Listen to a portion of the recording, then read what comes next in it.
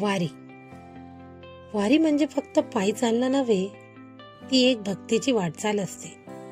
पण वारीनंतर जर आपण त्या पवित्र भूमीत घाण करत असू तर ही खरी भक्ती नाही. आता वेळ आली आहे भक्तीला कृतीत उतरवायची. स्वच्छता ही सुद्धा भक्तीच आहे. चला तर मग वारीनंतर आपण स्वच्छतेची जबाबदारी घेऊयात.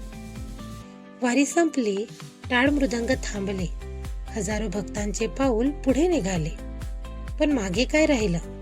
भक्तीची ओळख की कचऱ्याचा सडा? ही तीच भूमी आहे ना जिथे आपण देवाच्या नावाने चाललो होतो.